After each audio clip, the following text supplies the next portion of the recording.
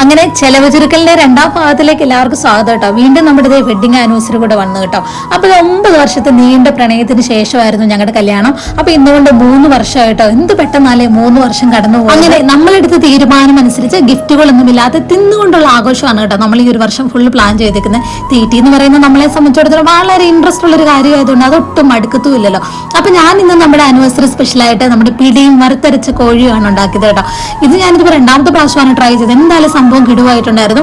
അങ്ങനെ റോബിൻ വന്നിട്ടുണ്ടായിരുന്നു കേട്ടോ. അവനേതോ ഒരു ഹൽദി ഫംഗ്ഷൻ ഒക്കെ കഴിഞ്ഞ് മുഖത്തെല്ലാം മഞ്ഞളും ഒക്കെ ആയിട്ടാണ് വന്നത് കേട്ടോ. അപ്പൊ അവൻ വന്നു കഴിഞ്ഞപ്പോഴാണ് ഞങ്ങൾ കേക്കൊക്കെ മുറിച്ചത്. അപ്പൊ ഈ കേക്ക് ശരിക്കും എനിക്ക് സർപ്രൈസ് ആയിരുന്നു. ഞാൻ കേക്കൊന്നും വാങ്ങിക്കാൻ പറഞ്ഞില്ലായിരുന്നു. സുബിൻ വാങ്ങിച്ചുകൊണ്ട് വന്നപ്പോഴായിരുന്നു സർപ്രൈസ് ആയി. അങ്ങനെ ഞങ്ങൾ കേക്കൊക്കെ കഴിച്ചിരുന്നപ്പോൾ വീണ്ടും റൂള് ധരിച്ചുകൊണ്ട് സുബിൻ തേണ്ട വീണ്ടും ഗിഫ്റ്റും കൊണ്ട് വന്നിരിക്കുന്നത് കേട്ടോ. അപ്പൊ ഇത് ഗിഫ്റ്റ് എന്താണെന്ന് എനിക്ക് ഭയങ്കര സർപ്രൈസ് ആയി പോയി. അപ്പൊ സാരി ആയിരുന്നു കേട്ടോ. ഞാനിങ്ങനെ ഒഴുക്ക് സാരി എടുക്കണമെന്ന് സുബിന് ഭയങ്കര ആഗ്രഹമായിരുന്നു.